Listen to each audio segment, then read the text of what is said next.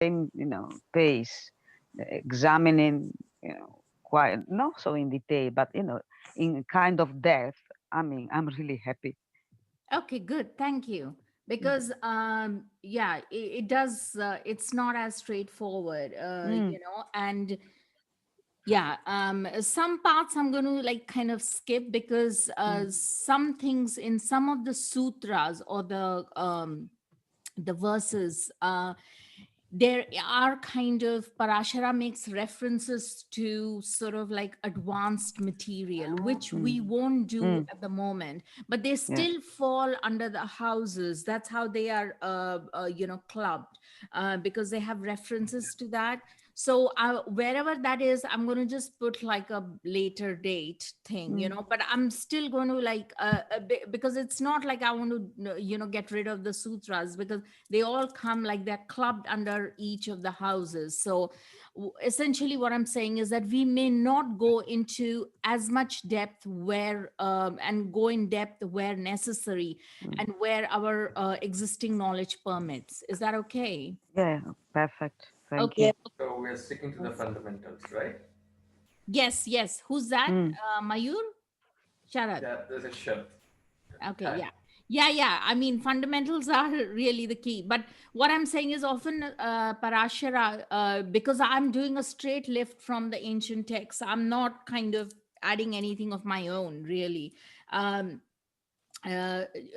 so there, I mean, it's the Rishi, the saint is literally seeing the whole thing. I mean, um, and so for them it's like being channeled through straight off. It's there's no Mm. like, oh, it's advanced, it's kind of intermediary, there's no filters like that. Mm. But for teaching purposes I will have to put in some few things, because as we go, we proceed, I'll keep mentioning that, but feel free to stop me any if you have any questions, because it's kind of helps. You may think that the questions, oh, it may be too silly or whatever, but actually, whatever questions you ask are actually sort of like a collective group thing. They often reflect that in some way, shape, or form. So Mm. anyway, so we shall continue. I shall share my screen, and we will do the home Gurave Namaha. um Okay. So off we go. Feel free to join. I would highly recommend it because,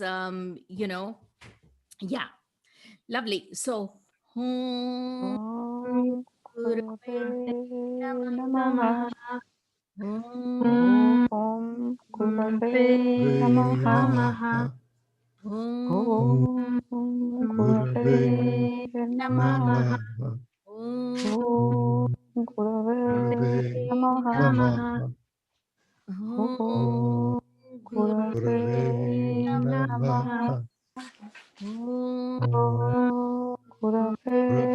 Namaha. Namaha Om Om Om Gurave Gurave Namaha. Namaha Om Om Gurave Gurave Namaha. Namaha Om Om Gurave Namaha. Namaha Om Om Gurave Namaha. Namaha Om Om Gurave Gurave Namaha. Namaha Om Om Gurave Gurave Namaha. Namaha Om. Om Gurave Namaha Okay. Um, Please note that it's not namaha. It has a different meaning. Namaha in Sanskrit would be, if you see here, my cursor is here. It's namaha. So there is MAH. That usually, when it's written, the actual way we have written is the ma. After the ma, there is a visarga. There are two dots. That means we have to stop there. It's like an abrupt, like it's a full colon. It's like stop. You can't continue further. You cannot make it namaha, because it changes the meaning and the complete energy of the mantra. So the mantra is Hom Gurave Namah. So the Namah is like a clipped sound. It's not Namaha. Okay. I think it's really important for you guys to know that, because this is it's kind of like a fundamental mantra for any kind of learning. So that's highly important. Anyway, let's, So now yes. I had a question from the last session where I was just wondering where the planetary karaka comes for the different houses, if it isn't like the sign ruler. Because is it just like tradition or? Sorry, what do you mean the sign ruler? So I think it was like we discussed that the planets that ruled the various signs for the houses wasn't necessarily the planetary karaka for the house, I think, right? So I was just wondering where the house karaka comes from, like the planetary karaka. Where they come from? Well, they've been uh, interesting. How they have evaluated is through philosophy, really. The Vedic. It's, I know it sounds like So like tradition or something like yeah, that. it's a Yeah. traditional Vedic philosophy, you know. So this is a little bit wrong here. It shouldn't be Mars here, but like if you take the first house, you know, it's based on the movement of the sun and the moon, you know. And that's essentially what it is based on. And there's a lot of philosophy that has gone in, because when you talk of the interplay interplay of the sun and the moon, you know, you can easily map the phases of the moon to the houses, right? Mhm. So, and also which I'm going to come today, I'm going to briefly introduce you to this concept of the kendras, because it has to do with the sun, the setting of the sun, the rising of the sun. I know we've done that, but I'm going to go in a little bit more depth. And next week, this is will interest a lot of Western astrologers, because here we are talking of I'm going to do that next week, cover in depth the connection between the kendras, that is the angular houses, and the solstices, you know, the why, and the whole ethos and the importance of the winter solstice, which we call the Makar Sankranti, which is happening on 14th of January. And I want you guys to really understand why that is of such great importance. It's celebrated all over the country. It's a huge festival. You could call it like an akin to a like a harvest festival. People have feasts, they go on the rooftops, and they have like they fly kites and all that.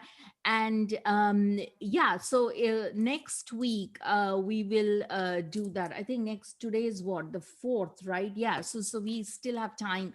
I think it's falling on a Wednesday or something, Makar Sankranti. So yeah, so this will be just in time, because that will explain further why we have certain karakas are of certain you know, like and coming quickly to your question and answering it, like for Jupiter, the Jupiter is a karaka for the second house, for the fifth house, for the ninth house, and for the 11th house. Now there are reasons why. The main thing is that we understand the fifth house and the ninth house, because these are like very auspicious houses, right? The second house is our house of sustenance. You know, without Jupiter, we can have all the Venus in the world, but without Jupiter, we won't know how to extract food. Our intelligence won't work. Okay. And similarly, the 11th house, it's the Rudra Bhava. It's like, you know, but it's also Rudra is like a fierce form of Lord Shiva, but it's also the Labha Bhava. Labha Bhava is to do with gains, you know. And it's also getting rid of a lot of our negativity and our karmas, because we are beaten so badly in the 11th house. So that the overlord, overseer, or the karaka has to be Jupiter. How much compassion you get and how much compassion you can see, all that is under the domain of Jupiter. Okay. And to an extent, Jupiter is also the karaka of the 12th house, because that's where we are. It's one of the most spiritual houses. So again, or it's the house of moksha. So Saturn and Jupiter both are jointly the karakas, but predominantly Saturn. Okay. um and then Venus also creeps in because she exalts in Pisces, but again, we are going into a very high level of complexity, so let's just keep it very simple. Now, does that answer your question? you know Yeah. to an Yeah. extent, just go with it. After a while, things will get much clearer. So anyway, we did all of this.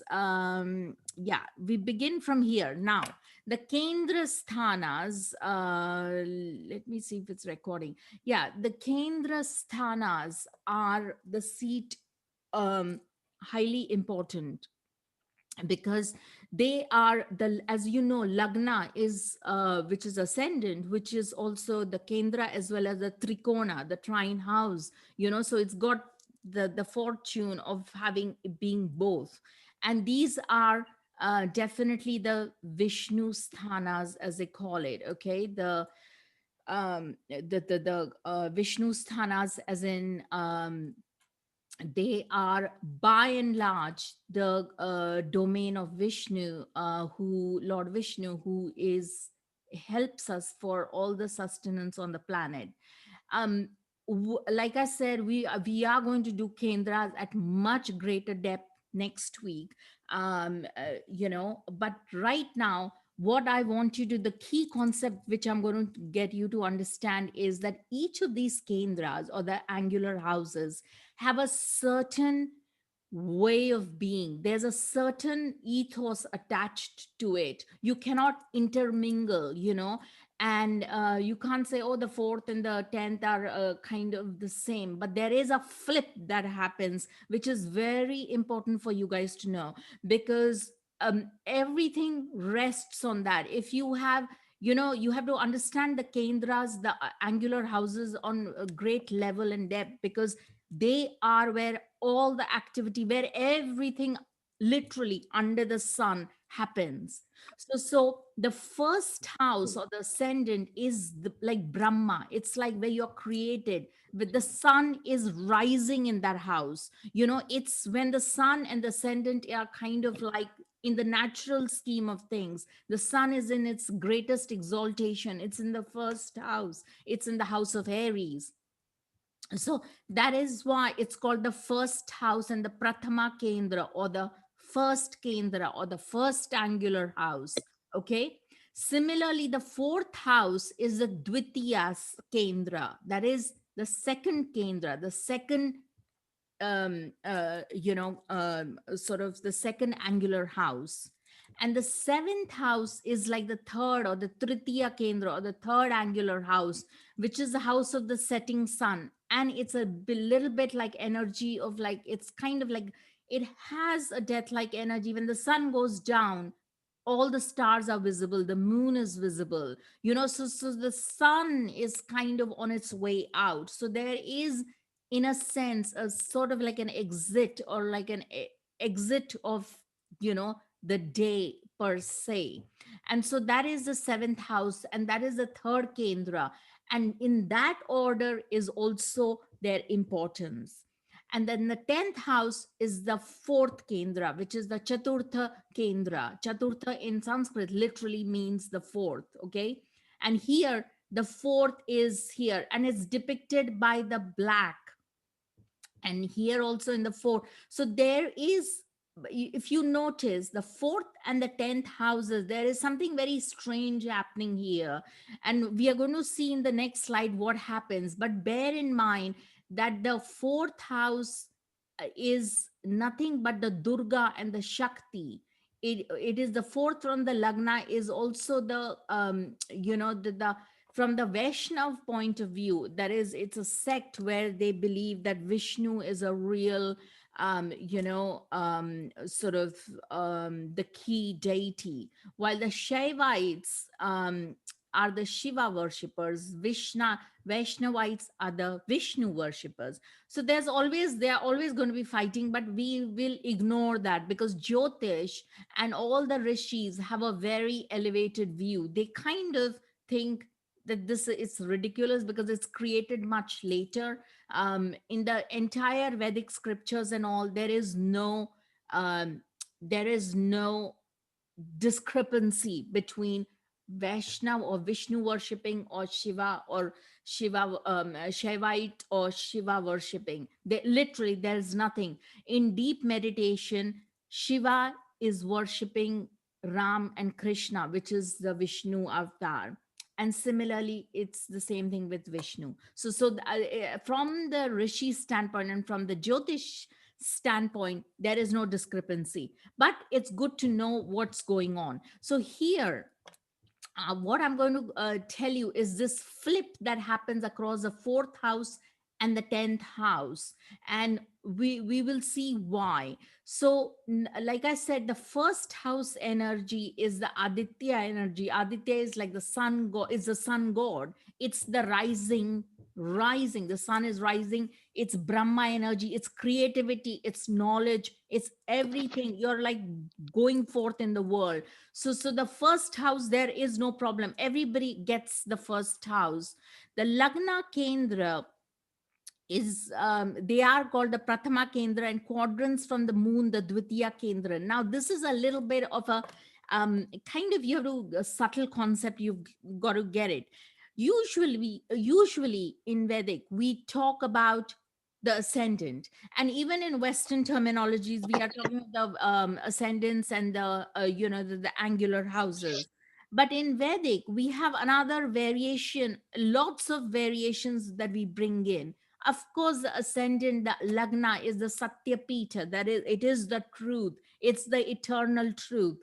But we also see, remember I said, we also see, the Kendras or the angular houses from the sun. We also see it from the moon. We also see it literally from everywhere, and when I say everywhere, I mean everywhere. That is how we examine the chart. A real Jyotishi will not just stick with like, oh, this is the Lagna and that's it.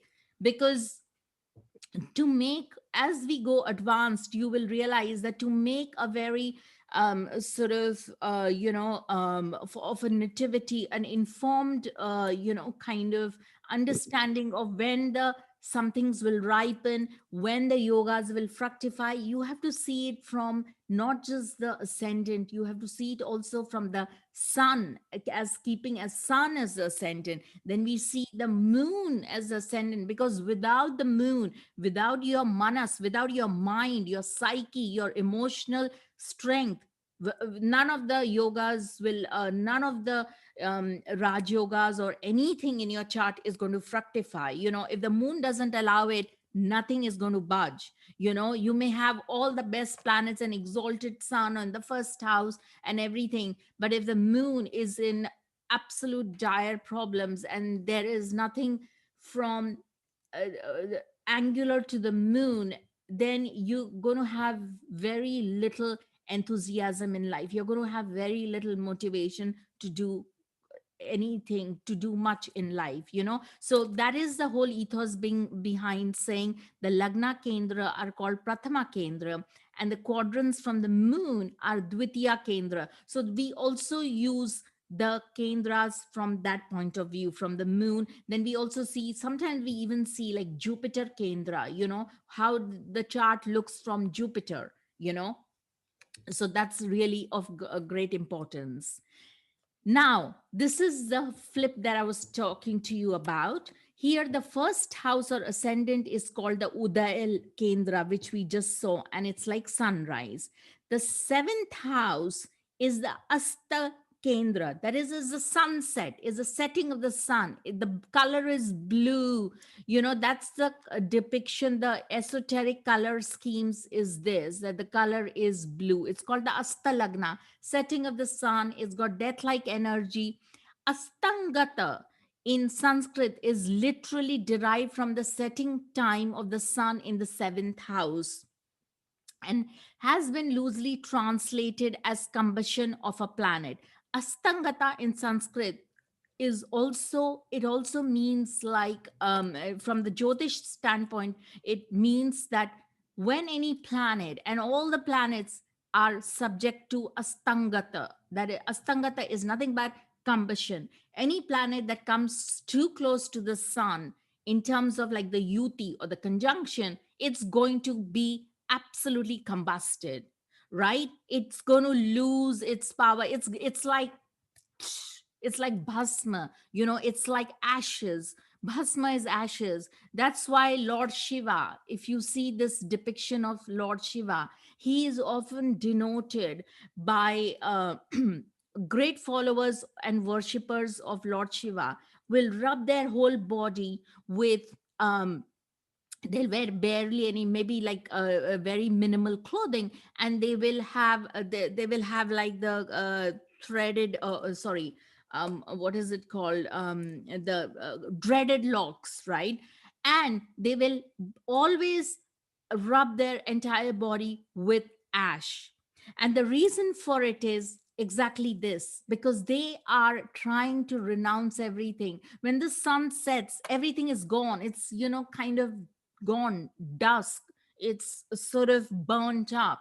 And that similarly is a state of any planets that conjoin the sun, you know, or are in the vicinity of the sun. It's gone.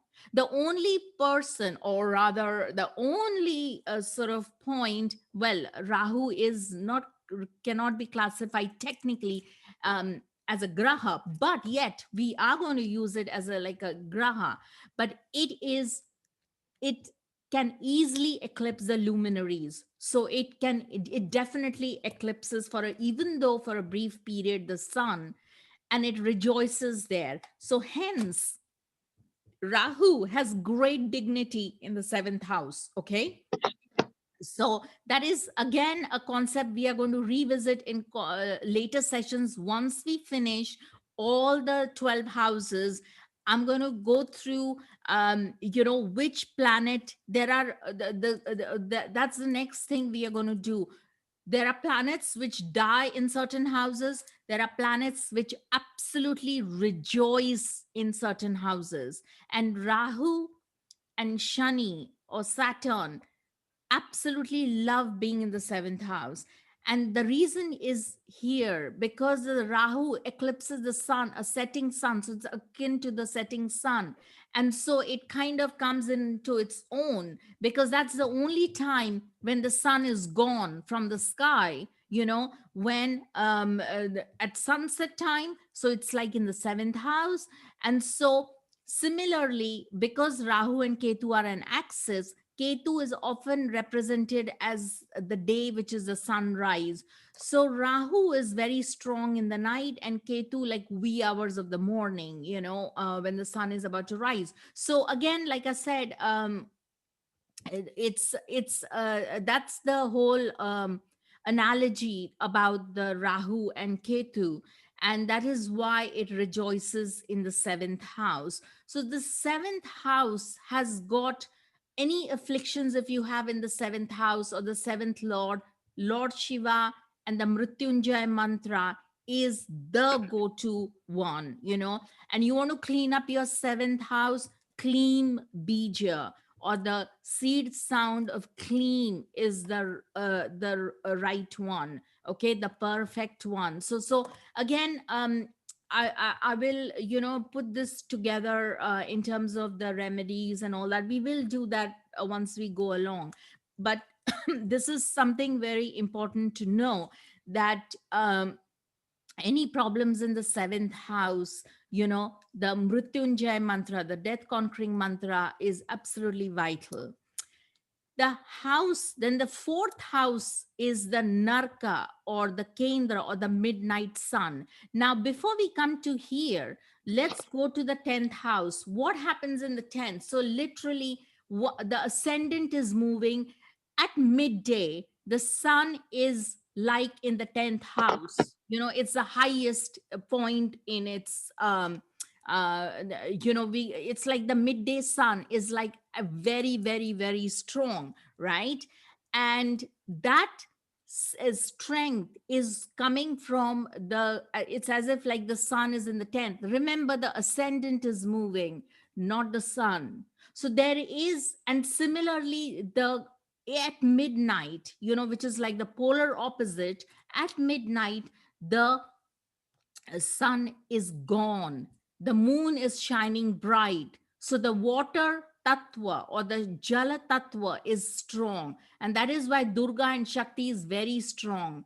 And the Gayatri mantra, there are 4 different Gayatri mantra at each juncture of the night and the day.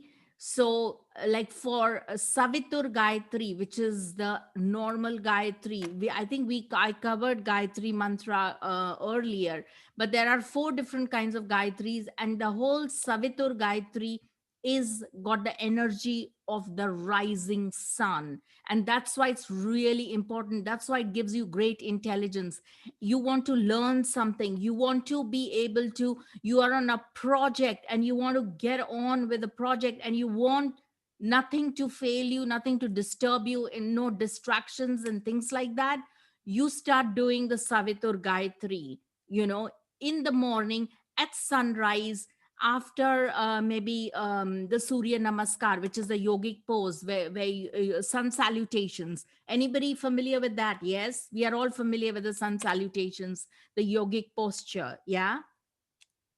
Yeah. Yeah, yeah. So so the Savitur Gayatri will help you, right?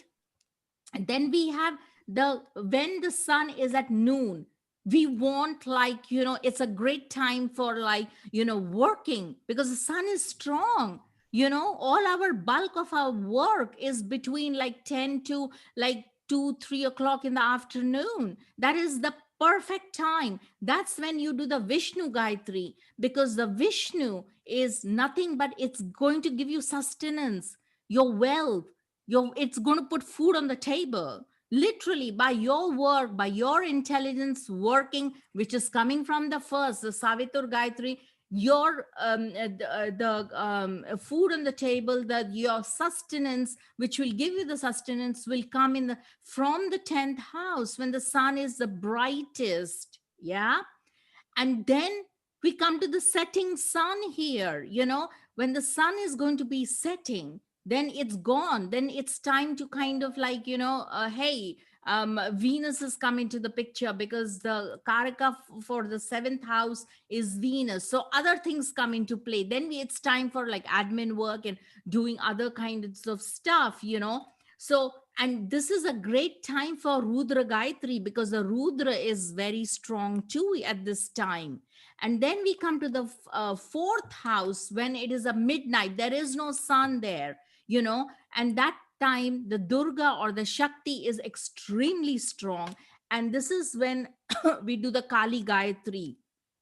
And that has got the great energy of goddess Kali. Lot of the yogis and the yoginis who are on a renounced path often get up at midnight, and from midnight onwards, they are always chanting, because, and tapping into the Kali energy, because the Kali energy is very strong in the night. But by all means, if that is your purpose, if moksha is your purpose, giving up of everything and attaining nirvana or salvation this lifetime, enlightenment this lifetime, and just giving up everything is your goal in life, by all means, do the Kali Gayatri, at this time.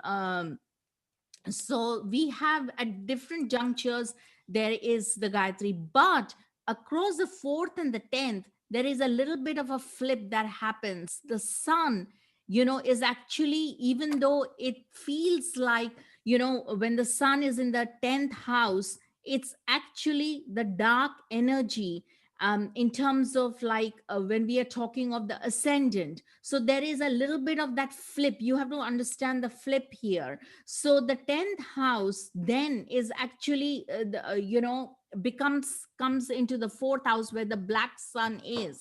And the other way around, the bright sun, which is the highest point, comes in the 4th house, and the black goes, which is the Rudra energy, goes in the 10th house. Now there is a word for when we come to, let's move further on. Sorry, oops, where is that? Yeah, there is a word for when this energy comes into play here. Okay. um in terms of the flip around, happens because there is, it's think about it this way, that when the sun is super bright in the afternoon, at noon, right, and the at midnight it is super, there is no sun, the Jala Tattva or the Durga Shakti is very strong. But in terms of the colors, the 4th from the sun is super strong. Okay, so essentially the sun hasn't moved, it's the ascendant that has moved.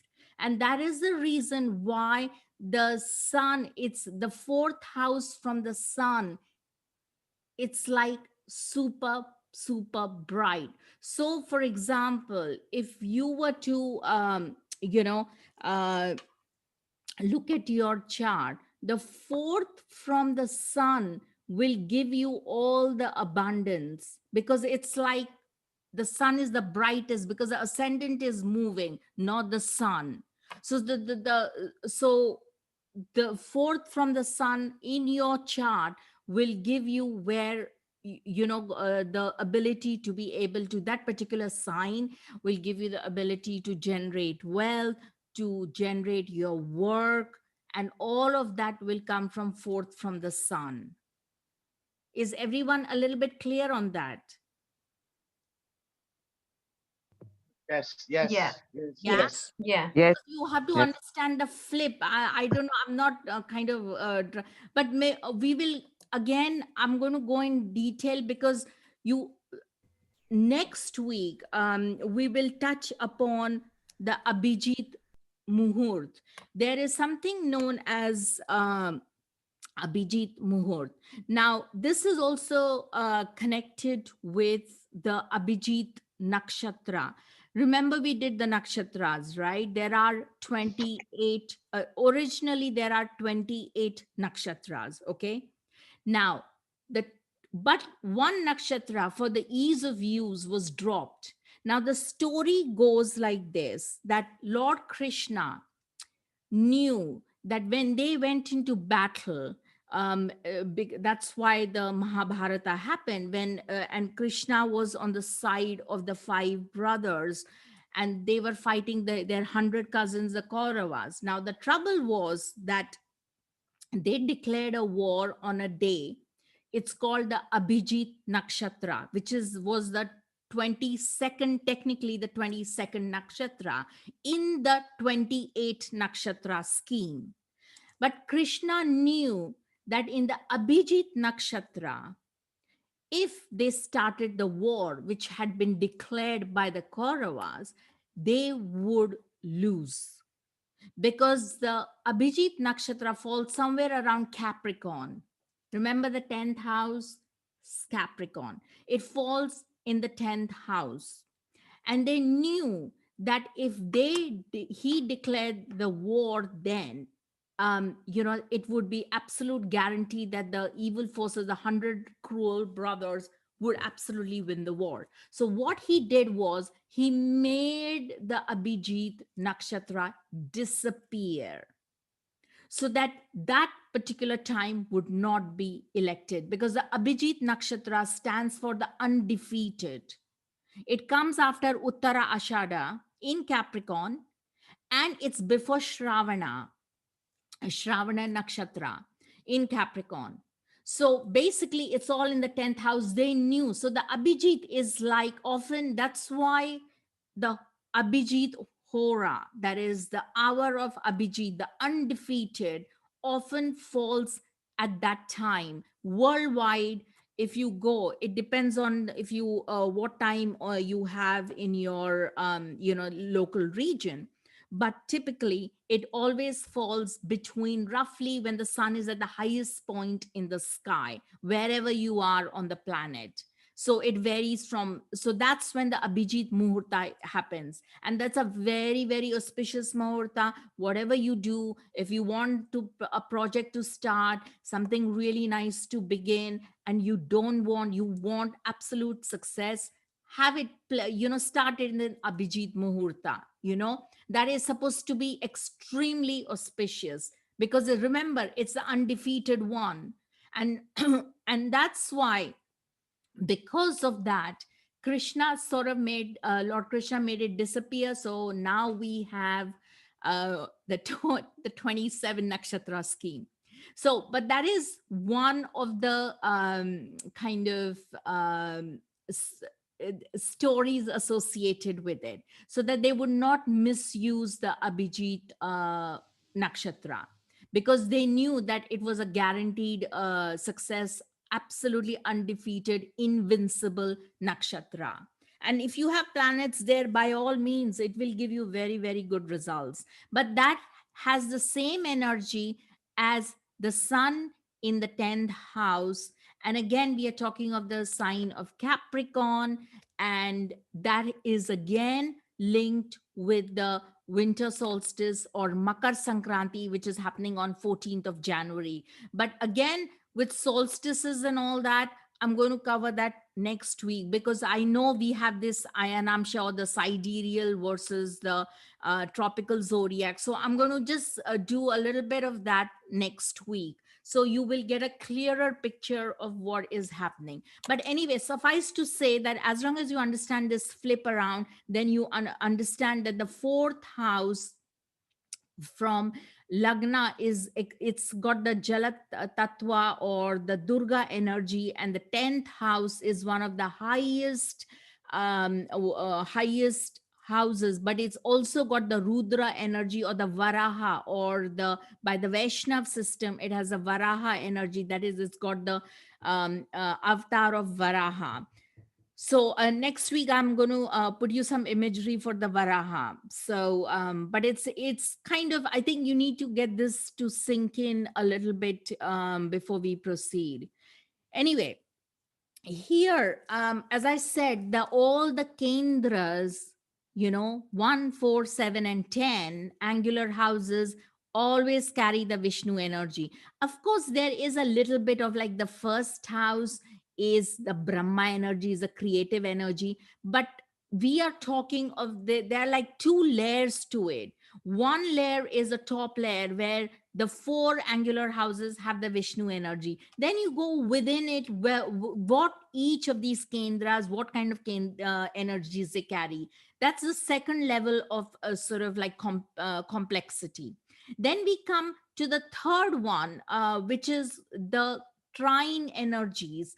One, not so much one, because remember, it's predominantly, first and foremost, the ascendant is an angular house and not a trikona. The 5 and the 9 have the energy of Durga or Shakti or Gauri. So that is how you kind of work things out. It's called nothing but the Lakshmi Sthana, or the Lakshmi. Now, Lakshmi versus Durga. Durga is a fierce energy, and Lakshmi is very benefic. So let's say you have like a beautiful Venus in the 9th house, or in its exaltation, or in its own sign in Libra, and it's beautiful. Then you will, and if you have like, you want kind of to activate the blessings of Lakshmi, then you pray, or you do the mantra or the bija or the seed sound of Lakshmi. So that will help you. But if you have to go if you have Rahu plus Mars, let's say in the 5th house, whoa, that means business. That means you have to then go to Durga because she is a fierce form, or even Chandi, which is like, let's say you have Rahu in the 9th house, then it's Chandi, and Mars. It's like that's like the super fierce form of Durga. So that is how you work out some of the kind of like the remedials, because in Vedic we have a lot of stress on remedies. I mean, come on, we are not here to just like psychologize our problems away, because they're not going to go away. We have to kind of work out what stuff will help us to burn off our karma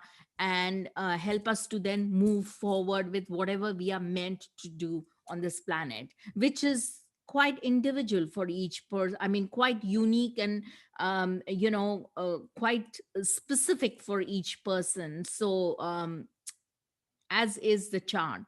So anyway, coming back to when a planet is in its own sign, the internal attributes of the bhava become very strong due to the blessing of Tattva Devta. Like I said, if you have Venus in the 9th house, let's say in Libra, then you're blessed by that particular Devta, that is that particular Tattva. Tattva is nothing but the element. So the Venus element will be obviously water. So you are then blessed by that. Hence, the results are provided by the Lord of the exaltation sign. I think we did that last few times, but I'm again reiterating it. Now we come to this Paka Lagna. Can you see the sizzling? Can you see this fire? Can you see this Agni? This is the first house. So for example, you have Lagna Lord, the Lord of the first house in the first house. That's called Paka Lagna. So that means you are reading the chart from your ascendant Lord. And you always, that is the first thing we look at. We not just see like, oh, this is my ascendant. We also take a look at where the Lagna Lord is, which is nothing but Pakesha. He becomes a Paka Lagna, means literally the word Paka in Sanskrit means cooking, boiling, digestion, assimilation of foods and resources. The literal transliterate meaning of Paka is in Hindi, it means Paka, means like ripening, even inflammation. So basically you ripen through heat and boiling and cooking and all kinds of things to make it happen. So when we are talking of all this, we are talking of Agni, we are talking of fire element. So that means the Pakesha, the Lagnesha, that is the where the Lagneshes, that is the Lord of the ascendant is literally the fire within us. It's the seat of the working intelligence and in which direction we are going in. So if the Lagna is the truth, you're the eternal truth of yourself, and it is the fire energy, the Lord of the ascendant will give you which direction the fire you're going with. That fire, where are you taking it? Where are you, are you taking it to the 2nd house? Are you taking it to the 4th house? Or are you taking it in the 5th house of creativity? Where are you going with this big ball, massive ball of fire, which is going to just literally take up all the burn and kind of like, I'm not going to say it's going to extinguish the house. It's not going to extinguish the house. But yes, it is going to take up the resources of that house. No matter which house the Lord of the Ascendant or the Lagnesha goes in, that house is going to take up the resources. That's the first thing. And it's where your fire is going to go. Your whole intelligence is going to be directed to that house. That's number one. Number two is we also read. Remember, I told you we always see all the different kendras from, not just from the Lagna, not just from the ascendant. We see it from the sun, we see it from the moon. Similarly, the second most important Lagna or is called the Paka Lagna. That is where your Lagnesh is gone. That is where your Lord of the Ascendant is gone. So literally we take, let's say your Ascendant is in Lord, is Aries and Mars is in the second house. Wow. So that means you are going to read the chart. Your Paka Lagna is Taurus, let's say, okay? And so that means your Paka Lagna is Taurus, and you will definitely want to read the chart from keeping that as your ascendant. Then you read the chart and look at all the Kendras from the Paka Lagna and figure out what they are up to and the lords of that they are up to. So that is one very definitive way we always see it. And I know I'm adding a little bit of complexity, but it was important to introduce the lore of the ascendant and what it means and what it is called. It's called the Paka Lagna. Is everybody clear on this? Yes. Yeah. I've got a question. sir. Yes. Yes, go on. You said the Pakesha carries the fire in our chart, being the Lagnesh, right? And whichever house it goes. No, sorry. It- Lagnesha is a Paka Lagna. Pakesha, I haven't, sorry, I slipped by mistake the Pakesha. But actually the Pakesha is, let's do a little bit of a chart and then you'll get it, okay? The Pakesha, I don't want to like go right now. We will come back to the Pakesha. Let's say here, okay? I will explain what the Pakesha Okay. really means.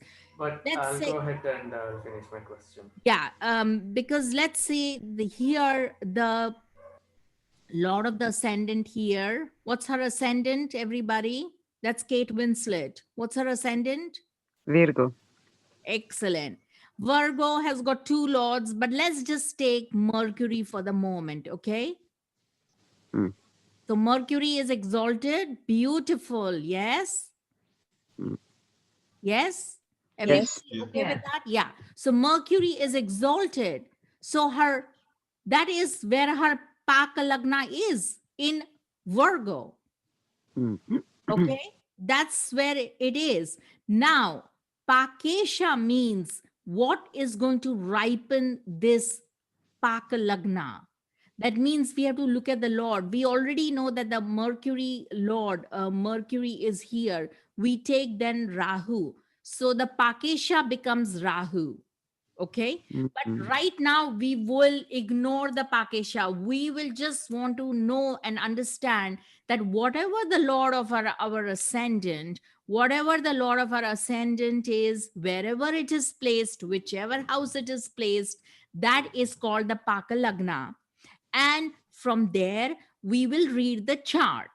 That's it. Okay. So now we have like suddenly now, wow, we have not just our ascendant and all the houses associated with it. We have also another player on the in the field. We have the Paka Lagna where we can read our chart from. Wow, that's amazing because we'll get another level of information from that. Is everybody understanding? Was that Sharath who asked that question, or Mayur? Yeah, it's me. No, Sure. it's clear. It's very clear. Yeah. Okay. And may I have a question Yes, go. regarding when do you use different charts? For example, for which purpose do you use the Lagnesha as as a first house? Or when do you use the sun, the position of the sun as a first house? Okay. We will use, let's say, depending on what the Paka Lagna, we always read a chart two ways, or rather, in my view, I read it three ways. Okay. Hmm. First and foremost, of course, is ascendant Lagna. Okay. Yeah. There's no Mhm. doubt. We will always read this from the ascendant, not a issue there. We are all absolutely clear on that. The second way we will read the chart is from the Paka Lagna. That is from here. It's a bad example because she's got Mercury there. Let's say Mm. Leonard Cohen. Okay. Wow. Oh no, we've got his also the same situation. if you see his lagna, doesn't matter, let's go with it.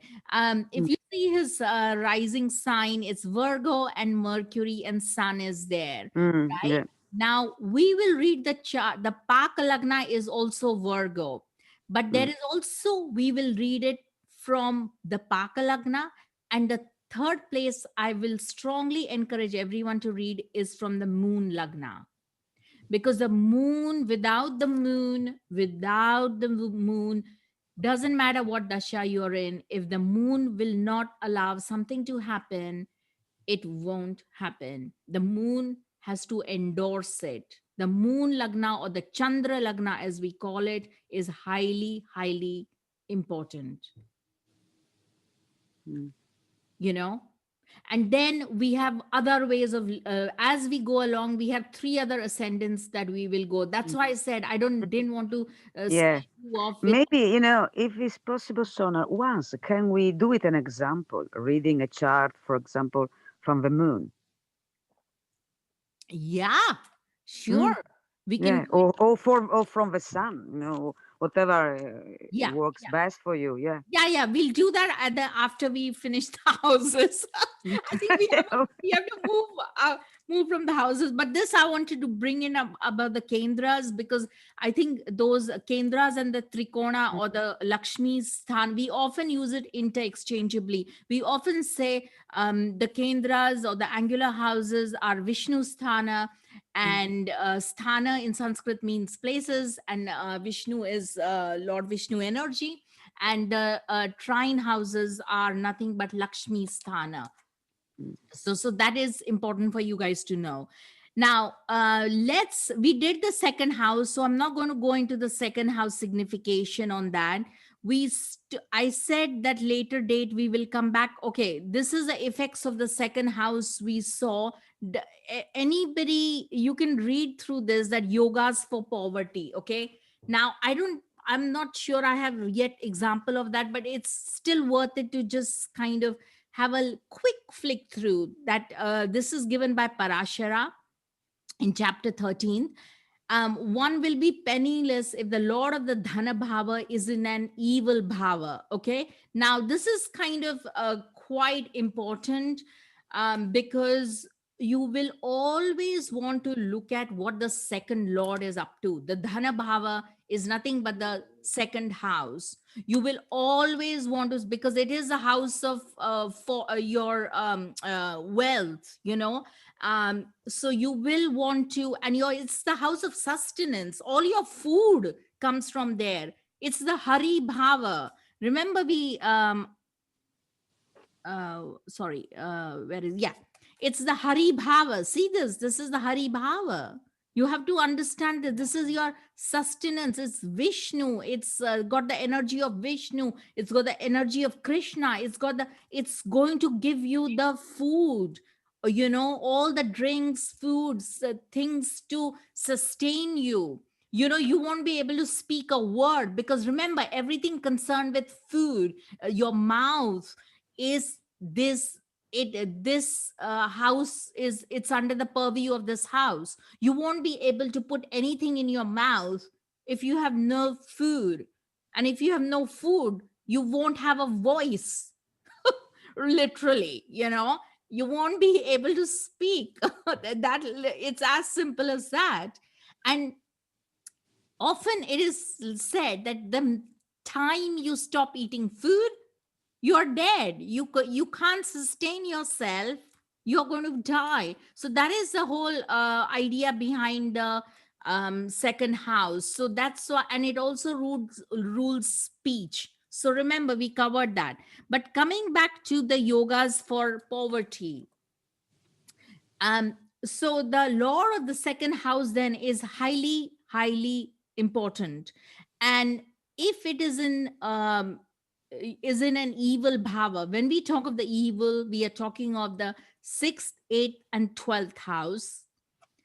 While the lord of the labha bhava, that is the 11th house, is also so placed, and the dhana bhava, that is the dhana bhava, is occupied by a malefic. So if the second house has got malefics, and the lord of the 11th house is also placed in a 6th, 8th, and 12th, then there will be penury right from birth, and native will have to beg even for his food if the lords of the Dhana and Labha Bhava are both combust or with malefics.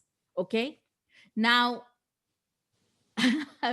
it's again, there is never going to be a very clear example, because beg even for food, well, you know, I would encourage you, that's your task, go find charts which will have that, because there will always be some kind of saving grace, as they say, you know. I mean, yeah, and in my view, there will always be some kind of redeeming feature somewhere, you know, because karmically, maybe there may be a big period in your life where you will have absolutely nothing, but then, and you may be born absolutely in horrendous conditions, but at some point, you know, things will change in spite of having these you know sort of yogas for penury. But the thing is, maybe I'm a bit of an it's also colored by, maybe I'm a bit of an optimist. So but yeah, but that is what Parashara is saying, that these people, if they have a second lord and the 11th lord both together in a bad house, 6 8 12 dushtana houses, or they are with malefics, and they are with the sun combusted in the 12th house, then, you know, there will be problems in you know, sustaining yourself. So, but again, like I said, I would encourage you to look at a lot of things, because it has to go really bad for it to happen, you know. From a lot of places it has to be giving the same results. So okay. And then the other Can- one, yeah. Can I ask you? And we are looking from the ascendant, right? We are taking the Yes. ascendant like a starting point. We don't take like from the sun or from the moon. I mean, we are No. always here Yeah. just taking ascendant. Okay. Yes. This is definitely from the ascendant. Okay. Okay. Yeah. Not from the second house. The 6th, 8th, and the 12th power counting from the second house, or No, from the no, second not house? from the second house. It's from the ascendant, from Lagna. Okay. Oh, the second lord in the 6th power from the second lord. No, it's like this. If the lord of the Dhana Bhava is in the evil Bhava, while the lord of the Labha Bhava is also placed, and the Dhana Bhava is occupied by a malefic. So there are many variations of this. So basically, the lord of the second house and the lord of the 11th house, because they all have to do with income and wealth generation and things like that, they both have to be in either 6th, 8th, or 12th. And No, if they're combusted from the ascendant, not from the second house, from the ascendant. Okay. But the relationship, they can make the Shastashtama dosha. Yeah, that's fine. You know, that's all right. You know, you can have let's say you have Venus in Pisces, you know, in the second house, or Jupiter in Libra, and then Venus in Pisces, you know. So there may be, it is Charashtaka, but you know, but that's positive, isn't it? Yeah. Yeah. So yeah, so don't worry about that. Okay. Thank you, ma'am. Thank you. But I would encourage you to find some examples, have a look at the contrasts, both contrasts, people who have no money and people who have loads of money. I think we did Bill Gates example last time, didn't we? Yes. Okay, so this we come to the later date, because this involves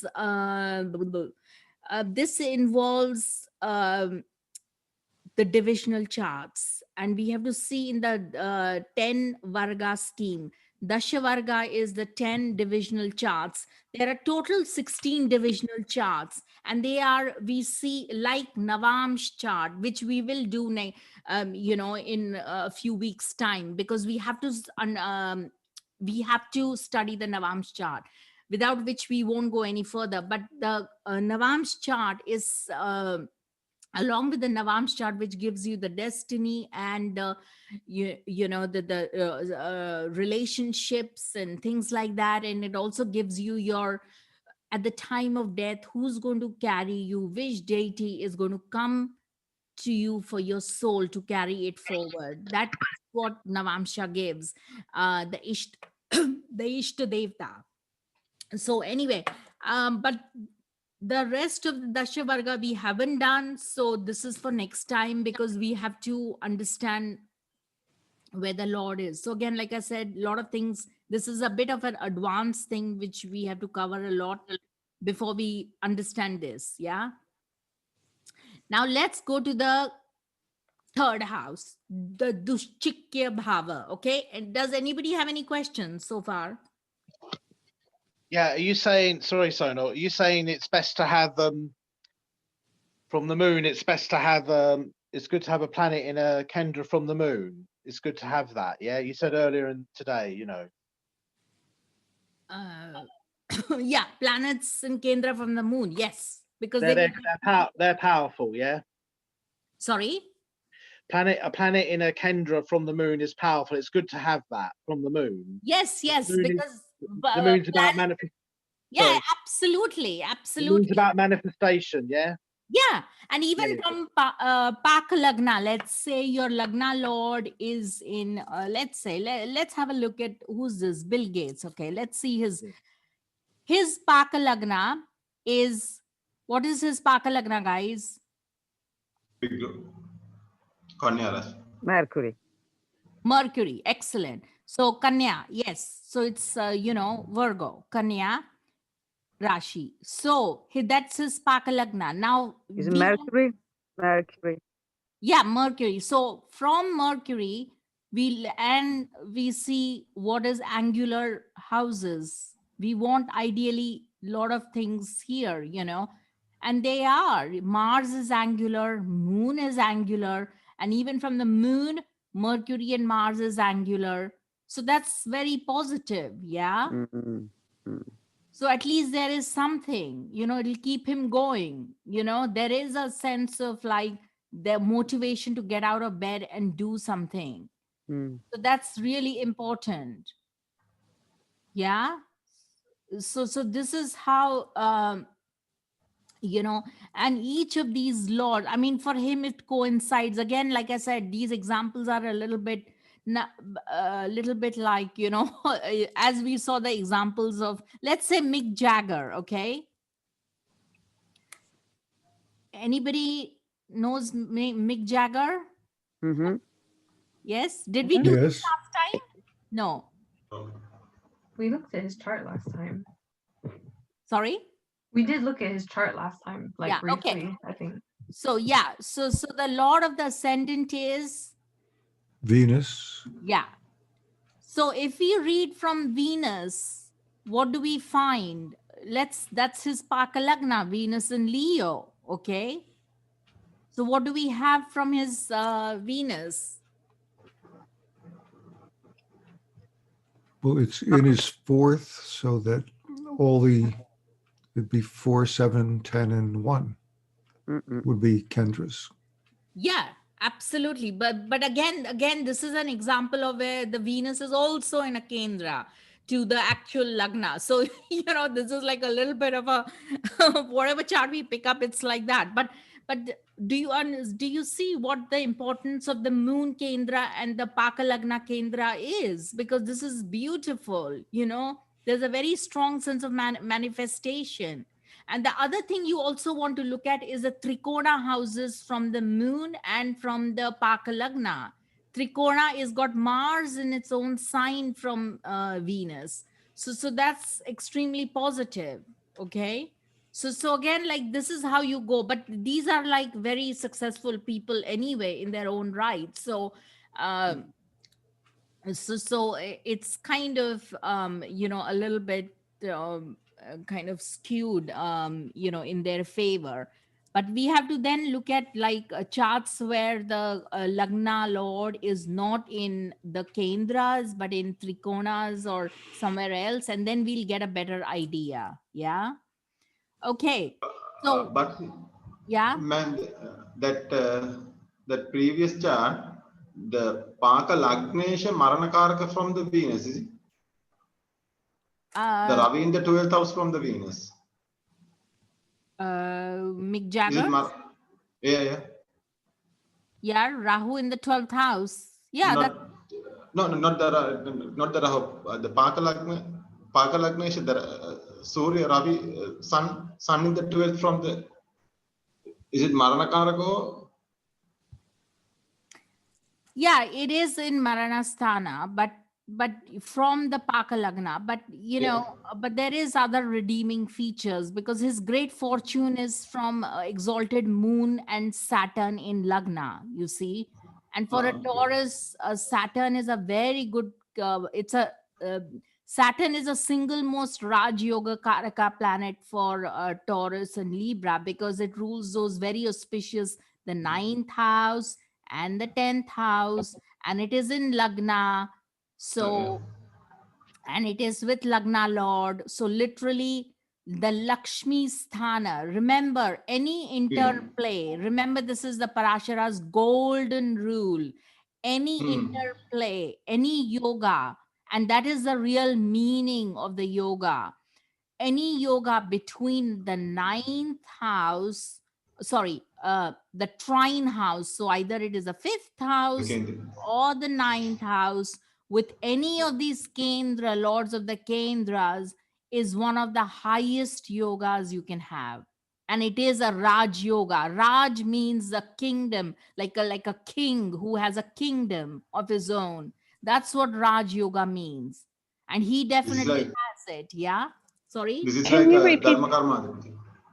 Yes. Can you repeat that, please?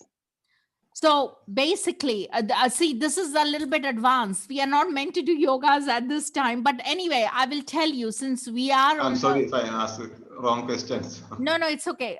Since we are in the thing of yogas, the basically, to repeat it, any lord of the first house, which is ascendant lord, or the 5th lord, or the 9th lord, these are the trine houses. Okay, the lords of this in yoga with the first lord or the 4th lord or the 7th lord or the 10th lord. When I say yoga, means a conjunction or a very strong aspect, preferably a conjunction, is called is a Raj yoga. It's one of the highest yogas. So basically, interplay of a lord of Vishnu Sthana and a lord of Lakshmi Sthana is a Raj yoga, results in a Raj yoga. Is that okay? Thank you. Sorry, I have to process it. Who's this? It's Lisa. Okay. So thank you. Yeah, I mean, you're not the only one to process it. It does. Oh, no. I understand. Yeah. I come from the Western, and I'm trying to integrate the Vedic system in my mind. Oh, okay. Yeah, well, I think if all you have to do is just open your mind and do a little bit of mantra, and all the things will come flooding in. Don't worry about it. But it's very simple. It's basically the lords of the trine houses and the lords of the angular houses, any interplay between them. Specifically, the highest would be an exchange or a parivartana, that's the highest yoga, as we did last time. If nobody has listened to, if you don't know what I'm talking about, the 4 different kinds of yogas and the combinations, then please go to the last video, which is on the Sonwa YouTube, and you will find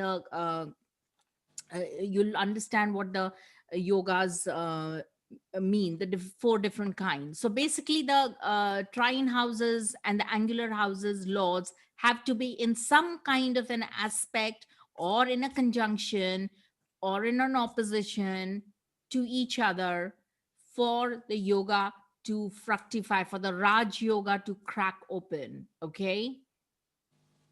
It's as simple as that. Sonal, does it is it Thank stronger? you. Yeah. Sorry. Yeah. Is it stronger if the Raj Yoga's in a Kendra? Is it stronger than if it's in a weak house, in a difficult house, you know? If you see Yeah, what I mean, of course, then there are variations. You know, you can have a Raj Yoga in the 6th house, which will come through a little bit of hard work and, you know, a lot of stuff. And so, yeah. Okay. Can we just proceed to the 3rd house? Otherwise, we are going to spend the whole year only on the houses. You know, okay. So the 3rd house is called the Dushchikya Bhava. It's also called the house of courage, is the Parikrama. Parikrama in Sanskrit literally means the house of courage. Now, this is absolute deviation from the Western system where the 3rd house is all about communication. And indeed, it is also about communication. Indeed, it is also about short trips and travels. No doubt about that. But there is an added layer to it, and like a huge, big added layer to it. That is, it's the house of courage. The Mars is the Karaka or the significator for it. And I will come to why Mars and what is the ethos behind it. Because in the natural or the Naisargika scheme of things, it's the house of Gemini. And so we may want to explore what the sign of Gemini entails. From the 3rd house of the Bhava Chakra, and this is a sutra of Parashara for the 3rd house. The 3rd house of Bhava Chakra, we examine Vikrama, step, stride. Vikrama is how courageous we are. Stride, pace, motion from Krama, course, valor, courage, heroism, power, strength, stability, and duration. These are all the things that we explore from the 3rd house, and that's what they represents. Bhritya, one who is maintained like servant, nourished like supporter, with wages, junior's right hand. So again, it's not really maintained like a servant. It's like co-borns is also one of the significations of it.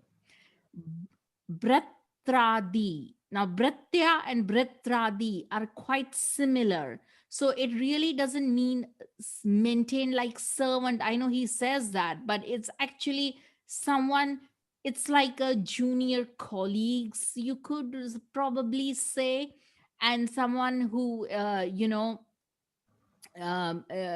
junior colleagues and things like that. So often that also falls in the category of the 3rd house.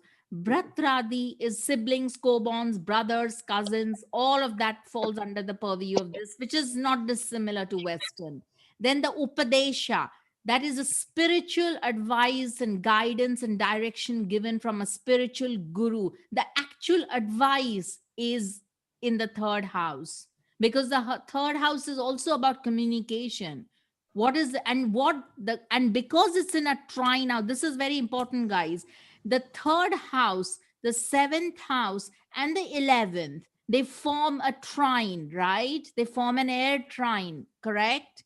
So and they are also the trik houses. Trik houses are literally like negative, and the actual guru comes from the 11th house. His advice, which is the 5th from the 11th house, is the 3rd house. And that is his Upadesha, the actual spiritual advice and direction. I haven't done Bhavat Bhavan, but once we finish all the 12 houses, then I will do the Bhavat Bhavam too. Bhavat Bhavam is, I think some of the traditional Western astrologers will know about, like 2nd from 2nd and 3rd from 3rd, what it means and things like that. So, we'll cover that. So then, so you understood that. Then Prayana, that is starting of a journey onward, departure, death. Now, death is also one of the significations of the 3rd house. Pitrovai Marana, that is death of parents, is also seen from the 3rd house. Vignan, that is knowing, intelligence, wise, wisdom. Well, not wisdom, but the wise and clever you are is seen from the third house. And it is the dushchikya, that is, it's evil thoughts. You know, what begins in the lagna and what you eat, it goes into your head, you know, it's kind of has a repercussions in your head, and that creates those kind of thoughts. You know, if you're eating like heavy meat and, you know, bloody steaks, it's going to make you, those kind of violent thoughts are going to turn up in the third house. So so the third house is a very, very vital house, but it's also a highly negative house, because look at the significations of that. And the thing is that the third house is redeemable only by advice, by listening to the advice of a spiritual guru. And that is why the upadesha, or the actual spiritual advice, is under the purview of the third house. And evil thoughts and melancholic dispositions and things like that also comes from the third house. There are other significations. Now here we see the sign is number 3. You can see a man and a woman. This is similar to a Gemini, imagery of a Gemini. And you may think the man is with a sickle. This is from a traditional Latin text I found. And here she's got like a musical instrument, you know, and he's got a sickle. And a sickle means like a club he's holding. That's like Lord Hanuman and or Bhima. And they are meant to be. And so this is kind of, there's a lot of strength in the sign, in the third house, a lot of strength. If you have sun there, or you have any kind of planets there, it's going to get you to fight for things. Absolutely, because the Mars is the natural karaka for it. And because of this club association, and because of the woman is got the musical instrument, there is a sort of like a symbiotic energy going on. You know, the amalgamation of the man being like kind of like protective, and Saraswati, because it's the veena, as we will see. This is a veena. This is a musical instrument of veena. So that is all has associations with the third house or the sign of Gemini. And it is, and you may say, why is it like a negative evil house? Because it is all about couples, Maithuna Bhava. Maithuna in Sanskrit literally means copulation. And that is why, and the sign of Gemini is associated with copulation. And when you copulate, there is a sense of creativity that comes out with it, as in the 5th house, because the 5th house is the house of children and is the third from the third. So that's the result of the copulation, the creative pursuits. But all the copulation and all those thoughts wanting to create and wanting to procreate begin in the third house. But it can, and that is the reason why it has negative connotations. Is everybody clear on why it is? It's called the dushchikya. Literally in Sanskrit, it means evil. Is everybody okay with that? I mean, have you understood that? Because this is a very different connotation compared to the Western one. Yeah. No. Yeah. In traditional Western astrology, you've got the Chaldean order, and Mars is associated with the third house. Yeah. So there are kind of links with medieval astrology. You know. Yeah. I'm glad. Yeah. So also there is another Parashara's dictum, which I'm going to just like kind of touch upon, that malefics here do well and give Raj Yoga. Placement of third lord in Dushtana houses are good and auspicious. But I will use it with a pinch of salt, this, because nothing about the third lord is good, really. And that is also because it is in the natural scheme of things, like associated with creative, like, the musical instrument Veena and Saraswati, and it deals with creation. There is a sense of, negative thoughts coming in. So how we think about everything begins in this house. This is like the birthplace of our thoughts come in, and that is why it has such negative connotations. And of course, it's with co-borns, we tend to fight for things and things like that. Again, that is also problematic. And the other thing is, you may say, why death? Like if you Parashara says death, right?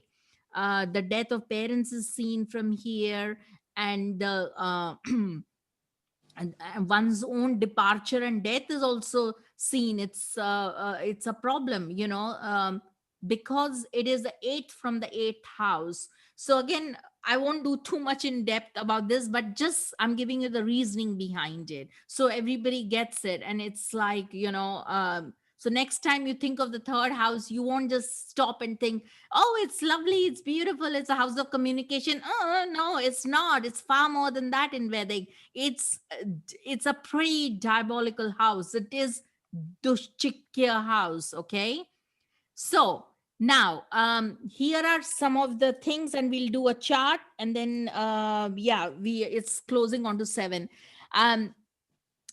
Now I tell you about the Sahaj Bhava. Sahaj means it's to do with siblings. So this is also another name for the third house, along with Bhatri Bhava.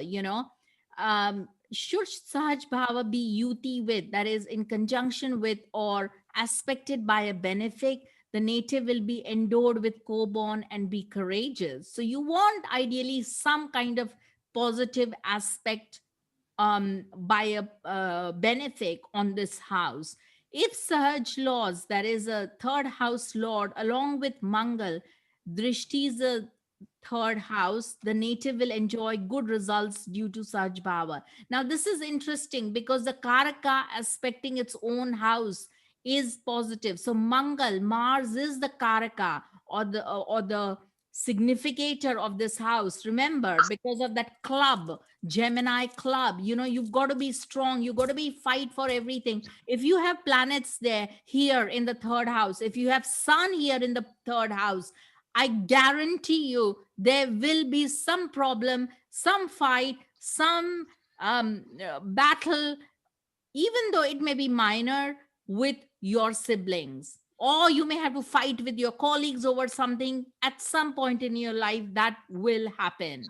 So that is the whole ethos behind the third house. The third house is highly martial, house. If you have the Lagna Lord in the third house, it also gives you a lot of intelligence. So destruction at once of co-born will come to pass if the said two grahas are together with a malefic or in a Rashi owned by a malefic. So this is, let's see an example of this.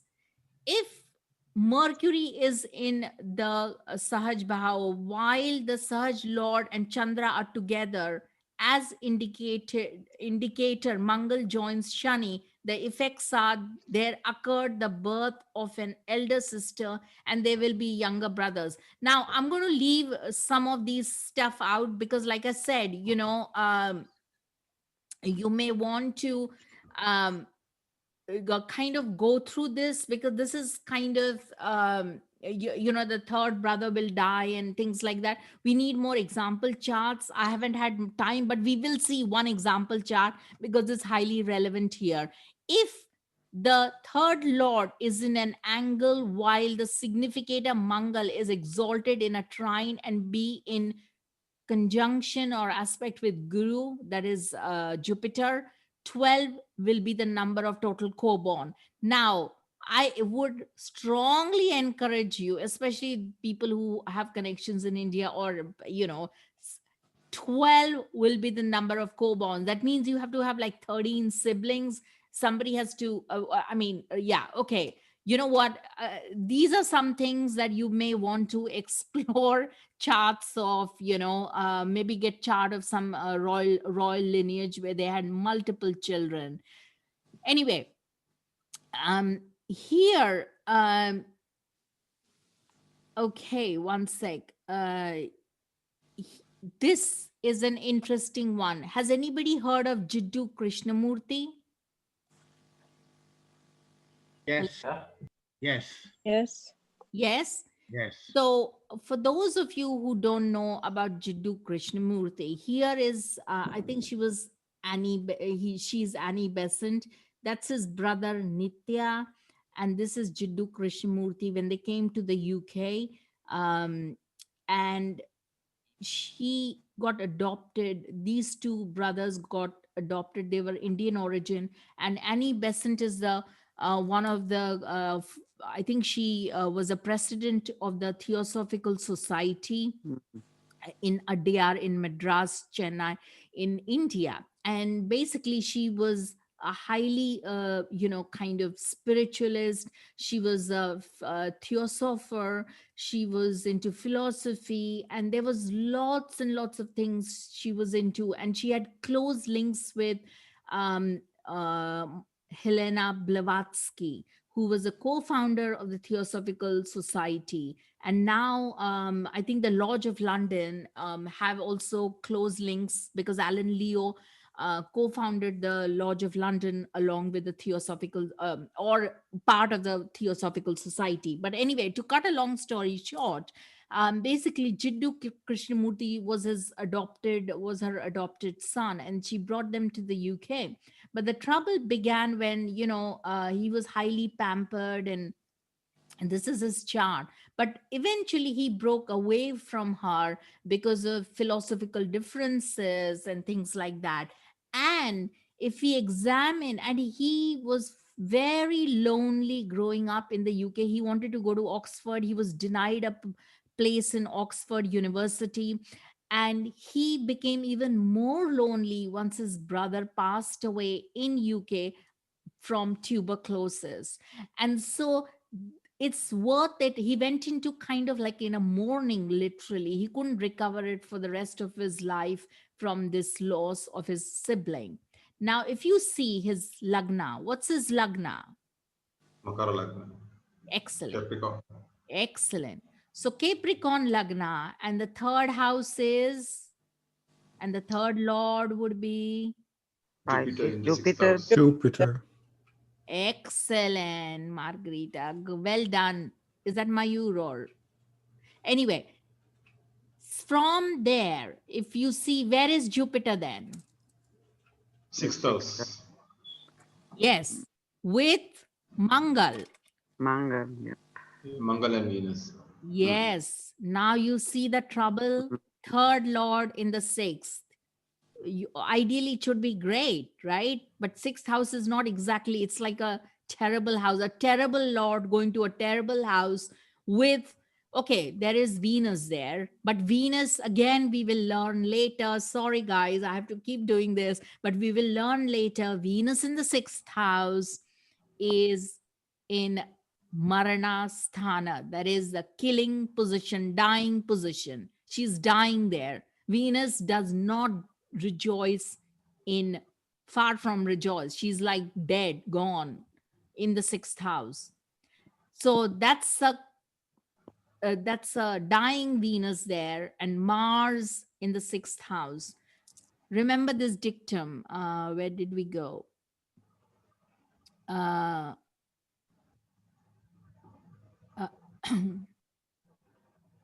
think it's somewhere here. If it's in conjunction with, okay, destruction at once of Kobon will come to pass if the said two grahas,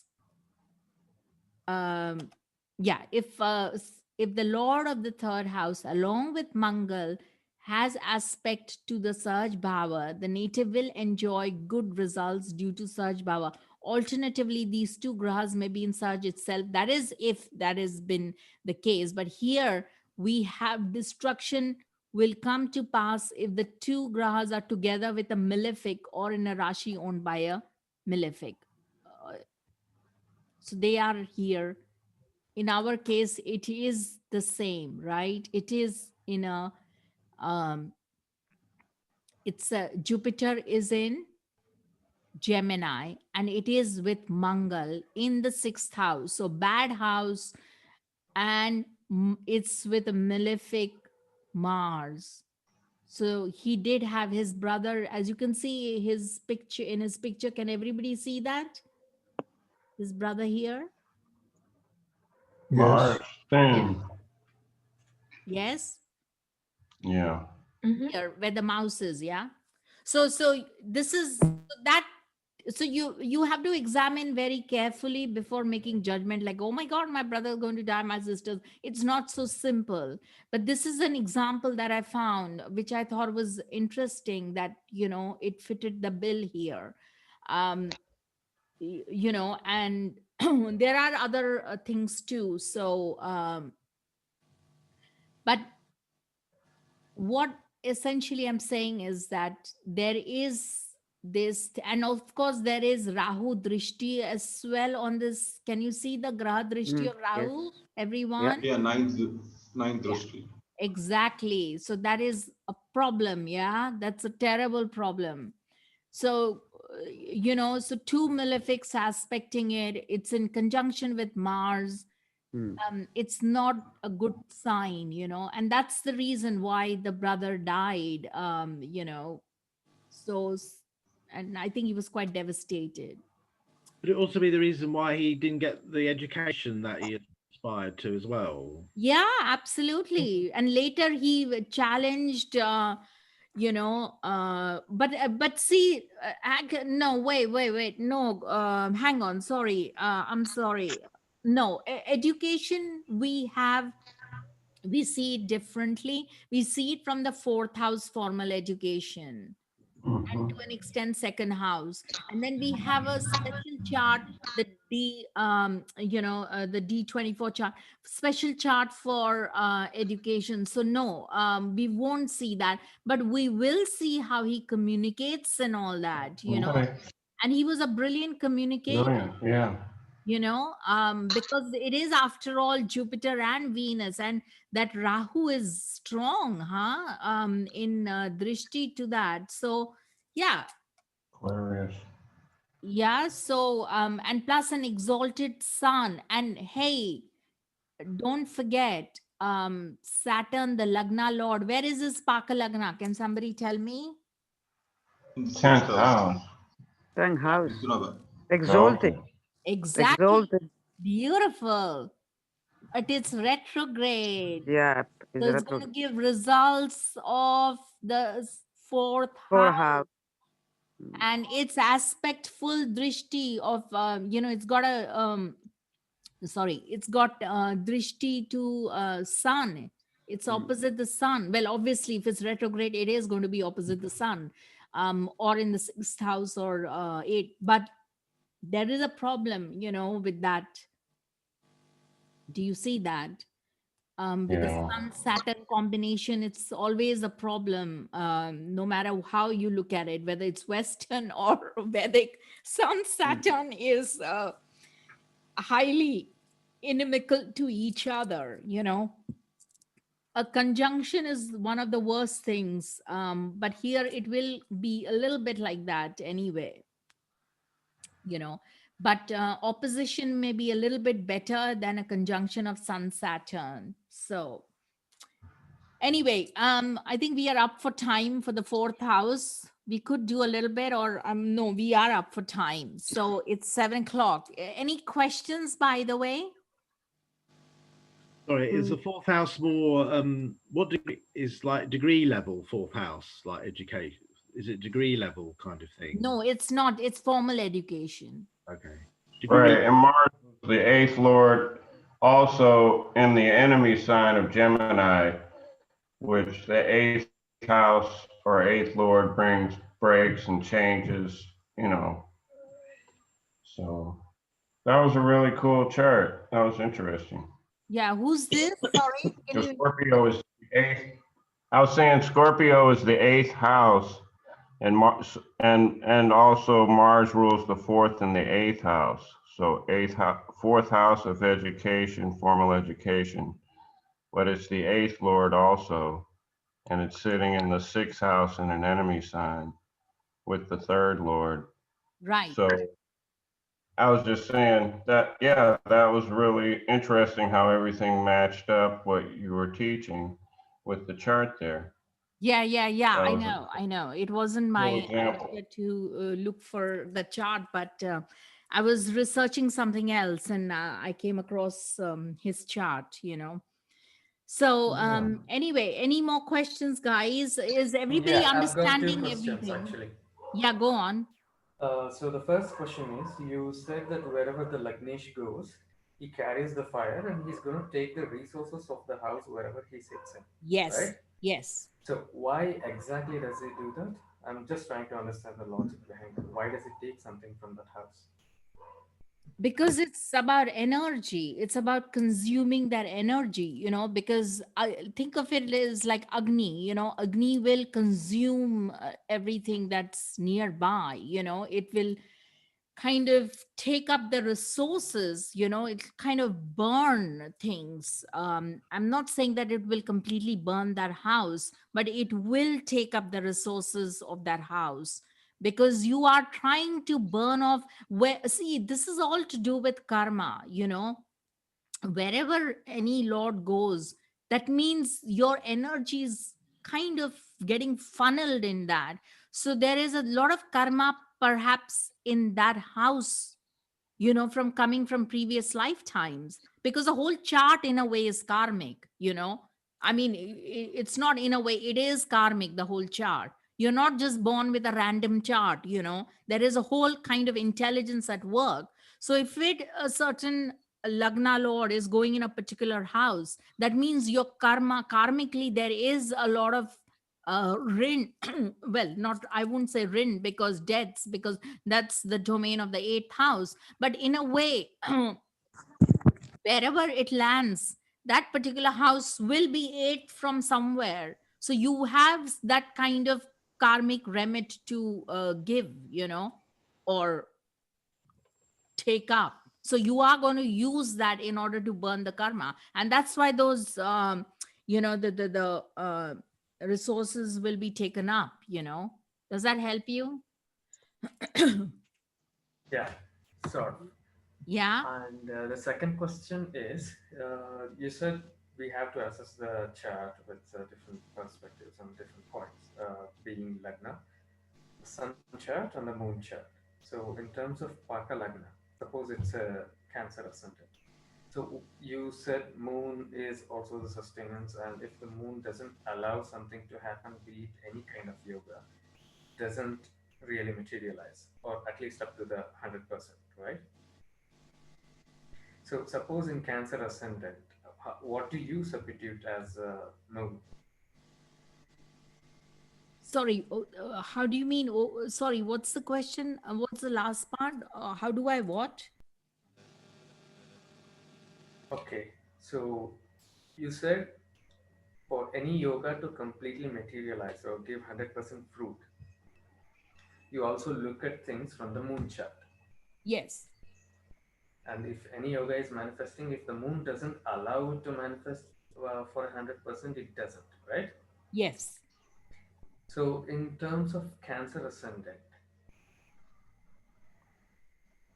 yeah, how do you assess the moon from Paka Lagna point? Well, it's exactly the same way. I mean, here, there, it's you know, the Lagna Lord is also, you know, the Chand.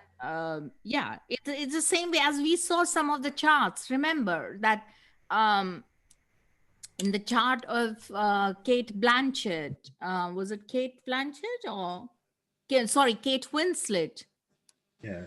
Yeah, her rising sign is and Leonard Cohen too, the great singer. Everybody's heard of Hallelujah and all that. Leonard Cohen. I mean, Leonard Cohen doesn't need any introduction. Virgo Lagna, and both of them have got the Lagna Lord, exalted Mercury in Lagna.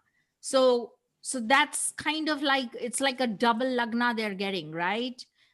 So similarly with the moon, if you have Cancer Lagna and, you know, let's say moon is in Lagna, and we'll do that example next time with, I think it was Jawaharlal Nehru chart or Indira Gandhi, one of them.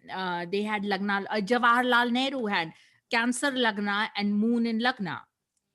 So So you would see the chart. It's called the Chandra Lagna, and he has a fortune of having Chandra Lagna same as the Lagna, you know. So it's not a problem. It's fantastic. I mean, that's like a huge benefit, you know. Does that help you answer your question? Yeah, I think once we start doing the chart, a lot of things are going to be clear. Yeah, of course. I mean, there is no, you have to keep analyzing the charts, you know, because this is not, as the great, you know, B.V. Raman said, great Vedic, you know, Jyotishi. In fact, Carl Jung also went to him.